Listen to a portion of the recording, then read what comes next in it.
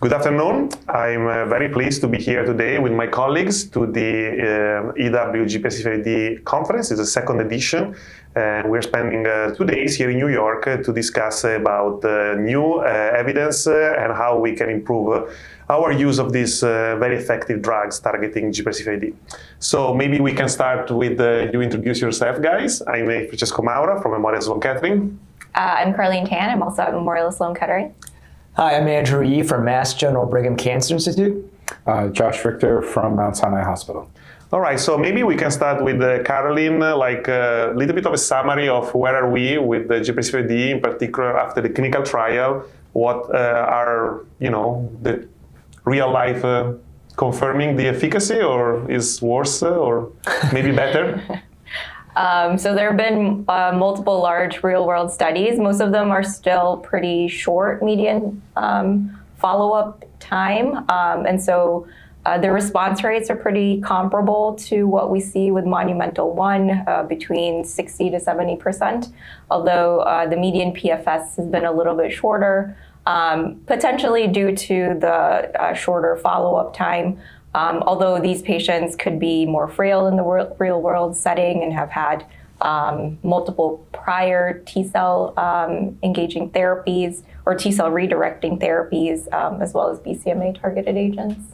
So it seems that there are a couple of factors that seems to influence the outcome particularly. One, of course, is toxicity, but another one is more like disease presentation, like extramedullary disease. Is this confirmed? Like these patients, there are some patients that we know will not respond a lot, so maybe we should postpone the therapy to a better time?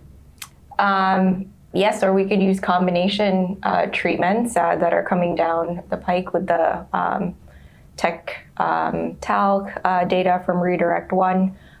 There was a real-world study of patients that had extramedullary disease being treated with Talquetamab, and the response rates were surprisingly like in the 70% range. Although the PFS, we will need to see how long that they actually have. So overall, if a patient without EMD comes tomorrow to your ambulatory and asks what are the chances to be in remission at 1 year? Of course, you will not tell it, but like what would be the range according to the study? 30, 40%? Probably. Okay. I mean, with Tectal, it would be much better.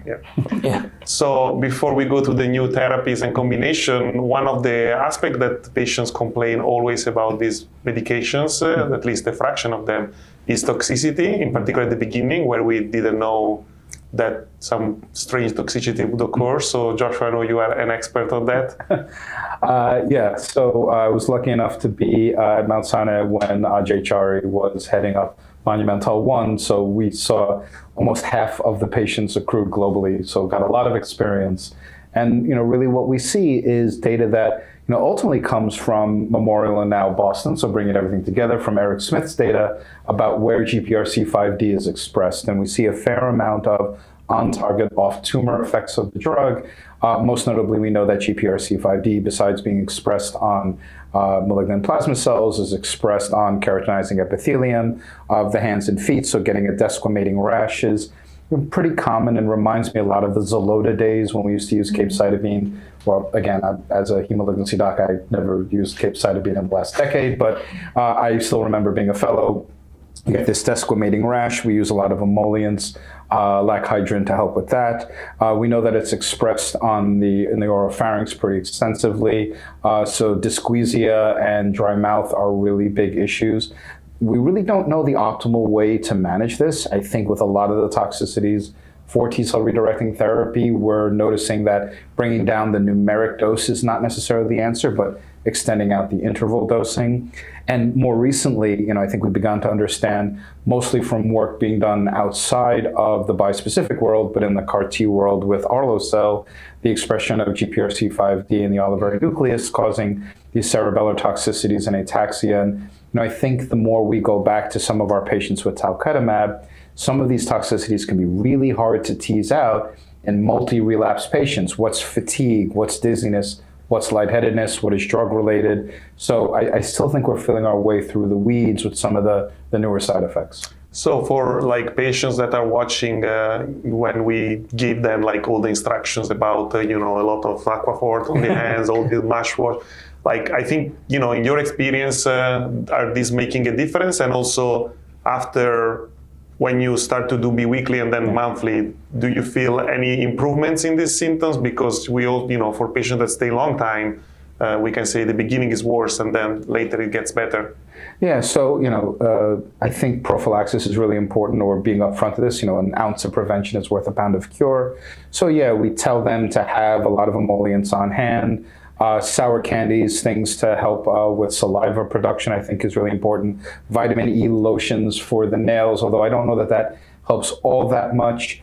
In terms of the taste, one of the things that we've seen anecdotally is help with MSG. So for more savory foods, including MSG in the cooking process, may actually help some of the taste, although I don't know if that's going to go great on ice cream. That's not my call. In terms of what happens when we space it out, yeah, this seems to get better.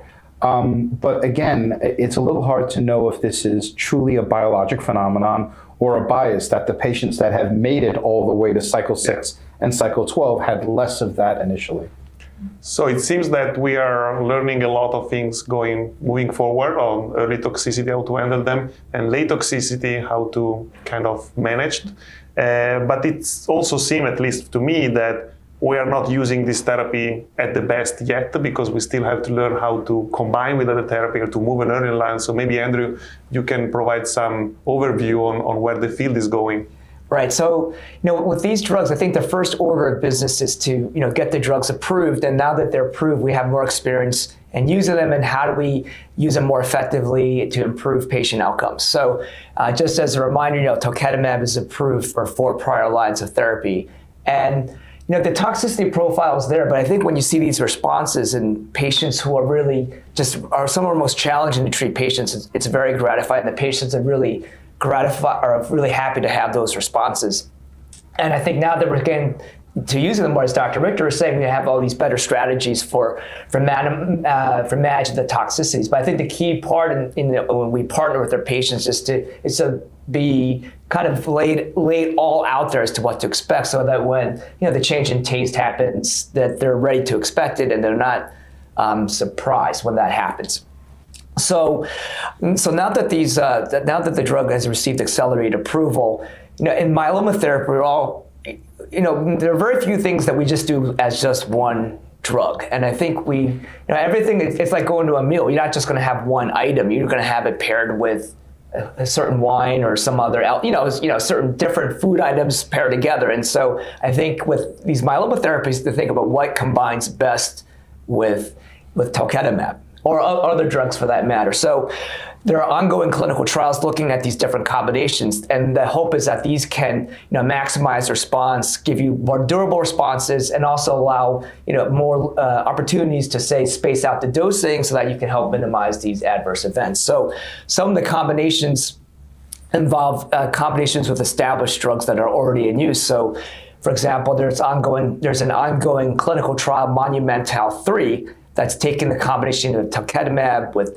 daratumumab and pomalidomide, and it's randomized against the well-established of daratumumab, pomalidomide, and dexamethasone, and then daratumumab, Talquetamab is the third arm. So these are ongoing studies, and this is in 1 prior line of therapy, and I think it'll be really useful to see what are the gains in efficacy that you can see, as already we're seeing significant gains with other combinations in myeloma. So, and I think ultimately this will help us achieve, getting closer and closer to a cure potentially. So Carlyn, this brings to another aspect that we haven't covered, which is something a lot of doctors are doing, even if in trial is not developed, which is bridging using Talquetamab, in particular anti-GPRC5D bispecific antibody, as a bridging towards something can be more sustained or effective. You want to comment on that? Yeah, there was a large study that was headed by Dr. Decal that involved the US MMIC and then 2 German centers, looking at 134 patients that receive Talquetamab bridging. The majority of patients did end up getting their BCMA CAR T. The response rates for Talc itself was pretty high and then continued to deepen once patients received CAR T. There seemed to have been less incidence of ICANS or high-grade ICANS in the patients that got the talc bridging, possibly because they had debulked the disease by the time they got the BCMA CAR T. So it looks like it's safe, feasible, and very promising to get patients that have been very difficult to treat to a BCMA CAR T cell therapy. Because I think I guess we all agree that the CAR is just once, and you have to use it at the right time and with the right condition. Often it's hard to get those, but these type of approaches can bring us almost there. And as a final, both on Andrew and Joshua, we are having now not necessarily combination of two drugs like Talc or the Talquetamab plus pomalidomide and dexamethasone, but we have a single drug with two binders. So maybe Andrew, you can comment on the efficacy, and Joshua can follow up on the toxicity that seems to be promising. So yeah, I think you referred to like the trispecifics. So there are several trispecifics in development against different targets, but one of the trispecifics that's gained a lot of attention and that's currently in clinical trials is a trispecific that binds to GPRC5D, BCMA, and CD3 as one drug. And so it goes along the lines of combination. If you can do a combination in an easy, logistically convenient format, that's potentially a big advantage. So the trispecifics could be the next front. We have bispecifics, but I think the trispecific can be the next frontier. And some of the responses that we're seeing are really quite remarkable and almost could rival CAR T even. And one of the trials that is ongoing with this trispecific Rimonabant, I'm not sure if I'm pronouncing it correctly, but the schedule is very convenient and it's for a fixed duration. And if you're able to generate the efficacy that was seen in some preliminary studies, I think that could be it could be transformational. But it does go along with the fact that once you have a good target, if you can have multiple targets and you can effectively engage both, you can really maximize outcomes. And because there is a fixed duration and there are different type of binding, I guess the toxicity might be also different for patients, in particular for the long responders. Yeah, so I mean, I think when we all saw the data that was presented by Rakesh Palpat showing 100% overall response rate at recommended phase 2 dose, anytime in the oncology world you see 100%, everyone takes a step back. But yeah, what are the side effects? And at least so far, it does seem to be muted, at least in terms of some of the on-target, off-tumor toxicities of GPRC5D, which is potentially a very good thing. The question is, what's that trade-off? Because now maybe the response rates aren't as good, let's say for patients with extramedullary disease, where we've already seen in Redirect 1 that giving Tec and Tal is highly effective. I don't know if we know that that's going to be true with a trispecific, but I will actually throw a shout out to this meeting where Omar Nadim brought up a really great factor about the toxicity profile of Rimonabant as compared to the bispecifics. And one of them is the flexibility of holding one or the other. So if you're giving a Tec-Tal combo and you have a toxicity that you attribute to one of the drugs, you can hold that and proceed with therapy. But he brought up the wonderful fact that once you start having a trispecific, it's all or none. Mm-hmm. And one aspect about toxicity that comes to the Talquetamab, both as a bridging, as a different compared to other antibodies, is the infection risk. So every time we have anti-BCMA patients going home after step-up dose, we always says, be careful on infection, right? Right. That's your worst enemy. If you have fever, call. For the rest, don't worry. Yeah. And so for Talquetamab seems to be a little bit different, right? The risk is lower, and there are some data that have been discussed today from Thomas Jelinek group, for example. So I don't know who wants to comment on that. I'll throw out on that one. I mean, I think one of the things that we've seen is that, at least from the BCMA world, we know that it's actually expressed on more than just malignant plasma cells and some later B cells. But there's been some wonderful work done by Jelinek and done by Nizar Bayless showing the lack of expression of GPRC5D on CD19 positive B cells. So the hypogammaglobulinemia, always the toughest word to say, is not universal in everyone. And in many of the patients with Talquetamab, they'll actually recover not only B cell function, but immunoglobulin function. So yes, the infection profile definitely seems to be better with this agent. Well, I guess we discuss a lot of interesting things, but the most interesting thing is that it's still an open field. So even if these drugs, we know, unfortunately, more than half of the patients don't have deep response for more than a year. We still have big room for optimizing them by combining with other drugs or to develop new drugs targeting, as you said, a good target, reducing the toxicity and tolerability, but also increasing the efficacy. So I think it's an exciting time for us as a doctor, but also I guess for patients suffering, there is a lot of hope and a lot of margin in the next year to further improve your care.